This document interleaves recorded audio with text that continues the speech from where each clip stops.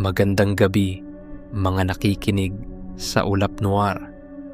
Bago ko simulan ang kwento ngayong gabi, isang paalala.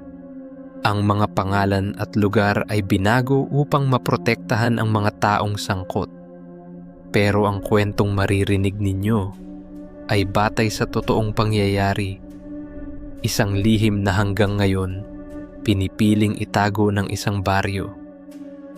Magandang gabi, Ulap Noir.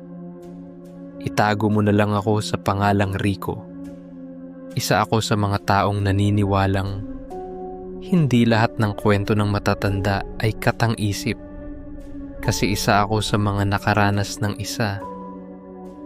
Lumaki ako sa isang baryong malayo sa syudad kung saan halos lahat ay magkakakilala. Tahimik dito, pero bawat kanto may kwento ng kababalaghan.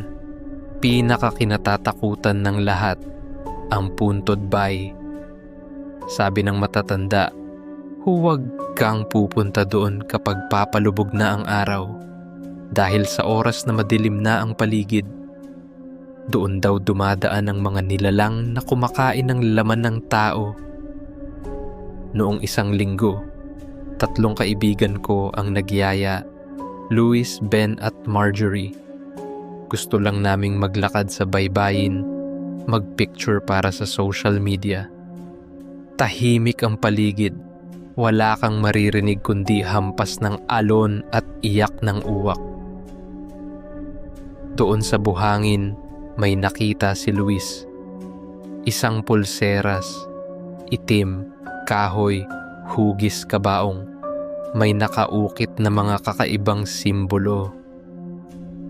Uy, aesthetic, pang emo vibe, sabi niya habang isinusuot ito. Nagbiruan kami, pero napansin ko, bigla siyang natahimik. Ang mga mata niya parang may binabalak. Habang naglalakad kami pauwi, may nadaanang matandang babae. Lumingon siya, tinignan si Luis, at biglang sumigaw. Ibalik mo yan, hindi mo alam ang pinasok mo. Pero natawa lang si Luis. Sinabi pa niyang, relax lang, bracelet lang to. Ngumiti ang matanda, pero yung ngiti niya parang awa. Sabi niya, yan ang tanda. Ngayong gabi, kukunin ka na nila. Akala namin pananakot lang, pero pagdating ng gabi, nagsimula na ang bangungot. Habang nagiinuman kami, si Luis nakatingin lang sa pulseras. Hindi na siya sumasagot sa mga tanong namin. Tapos bigla niyang sinabi, alam niyo ba kung anong lasa ng atay ng tao? Sabay ngisi. At nakita kong humaba ang mga ngipin niya. Pinikit ko ang mata ko saglit. Pagdilat ko, normal ulit siya. Sinabi ko sa sarili ko, pagod lang ako. Pero kinabukasan, wala siya. Hinahanap namin siya hanggang maggabi. Hanggang sa makita namin siya sa Puntod Bay. Nakakandong siya sa isang aso. Pero hindi niya inaalagaan. Kinakain niya ito. Buhay pa ang aso. At yung mukha ni Luis, hindi na siya tao. Ang balat niya, kulay abo. Ang likod niya, bukas. Lumilipad-lipad ang mahabang tuka. Tumakbo kami papalayo at tumawag ng mga matatanda. Dumating sila, dala ang bawang, asin, at itak. Doon ko nalaman ang totoo. Ang pulseras daw na iyon, hindi basta alahas. Isa itong hudyat ng pag-aangkin. Isang sumpa na pinapasa ng mga aswang sa mga napipisil nilang maging kasapi. Kapag sinuot mo, pipili ka, maging katulad nila, o mamatay ng mabagal.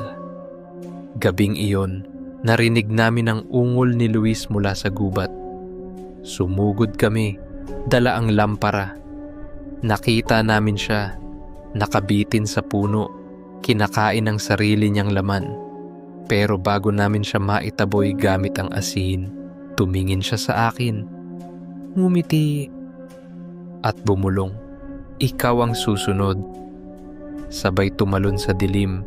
Simula noon, gabi-gabi may kumakatok sa bintana ko. 3 beses. Tok, tok, tok.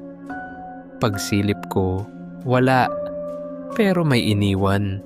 Isang pulseras. Hugis kabaong. At minsan, sa salamin, may nakikita akong anino sa likod ko. Ngumunguya. Kaya kung makakita ka ng pulseras na hugis kabaong, huwag mong isusuot. Dahil kapag sinuot mo ito, hindi lang buhay mo ang mawawala, pati pagkatao mo. Kung ikaw ay may kwentong katulad nito, ipadala lang sa Ulap Noir. Baka kwento mo na ang susunod naming ilahad.